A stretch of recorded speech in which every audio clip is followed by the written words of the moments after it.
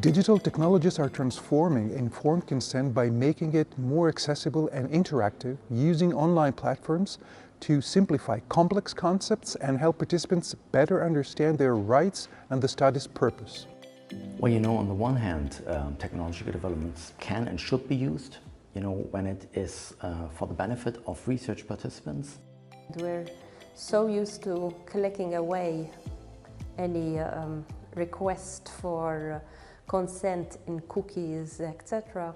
But actually we have this overvalued or undervalue. We undervalue consent, but it's because of its overuse. On the other hand, we have to be aware that all the legal obligations are met. One wonderful opportunity right now is that even having the same content of the informed consent or the way you are asking for informed consent, it is possible to tailor the story for each category.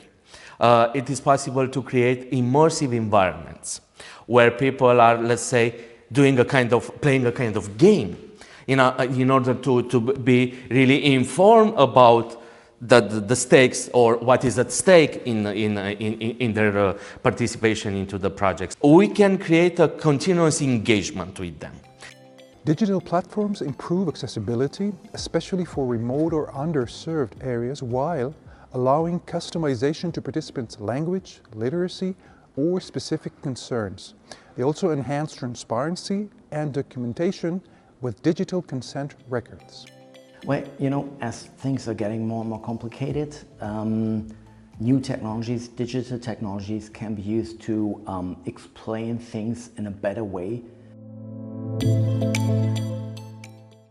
Limitations include the digital divide, as not all participants have internet access or digital skills, and concerns over privacy and data security in online systems. Additionally, the personal connection, critical for addressing questions and concerns, can be diminished. Developing ways of making sure that consent can still be very valuable, but keeping in mind that our society that we're overwhelmed with so many requests, the value of consent in itself has been watered down. So I'm not sure whether electronic informed consent can overcome this almost psychological problem that we have in consent.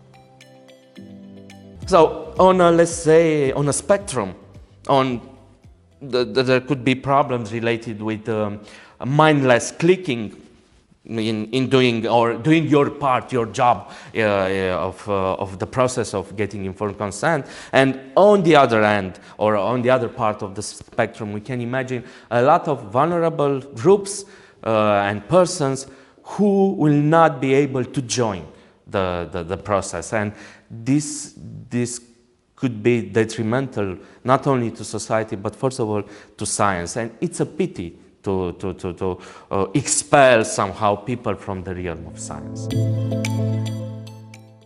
I envision a future where informed consent is dynamic and participatory, using digital tools to create ongoing dialogue with participants. AI could tailor information to individual needs, while advanced technologies ensure transparent records, making consent more inclusive, adaptable, and trustworthy. I envision robots, I envision nanoparticles. No, I'm joking. First of all, we are talking about dynamic consent, and the future will be dynamic and will be about engaging subjects, human population, into research more and more. And for this we need better platforms. We need platforms with very strong privacy limits and very, very hard to hack. So for me personally, the future of informed consent is bright. It has a bright future because it's so important for patients' rights and the rights of research participants.